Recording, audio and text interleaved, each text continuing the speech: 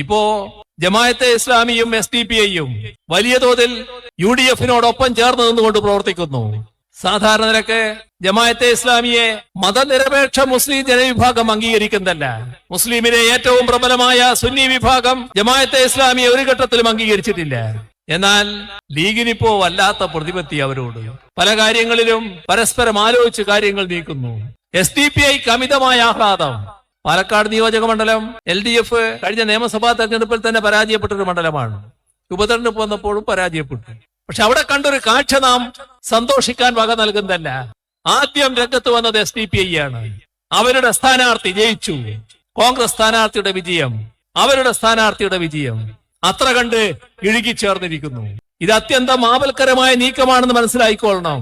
Indian union മുസ്ലിം league ഇപ്പോ നീക്കിക്കൊണ്ടിരിക്കുന്ന നീക്കങ്ങൾ അത് അങ്ങേയറ്റം വിനാശകരമായതാണ് എന്ന് മനസ്സിലാക്കിയില്ലെങ്കിൽ വലിയ ദുരന്തം കാത്തിരിക്കുന്നുണ്ടാകും എന്നത് മാത്രം ഓർത്താൽ നല്ലതാണ്. ഇത് 4 വോട്ടിന്റെ പ്രശ്നമോ 2 സീറ്റിന്റെ പ്രശ്നമോ അല്ല, നാടിന്റെ ഭാവിയുടെ പ്രശ്നമാണ്. ഈ കാര്യത്തിൽ കറകളഞ്ഞ നിലപാടാണ് CPIM-ന്. ഒരു വിട്ടുവീഴ്ചയും വർഗീയതയോടില്ല. അത് ഭൂരിപക്ഷ വർഗീയതയായാലും ന്യൂനപക്ഷ വർഗീയതയായാലും. 4 വോട്ടിന് വേണ്ടി രാഷ്ട്രീയ ചെറ്റത്തരം കാണിക്കാൻ ഞങ്ങൾ ഒരു ഘട്ടത്തിലും തയ്യാറുമല്ല.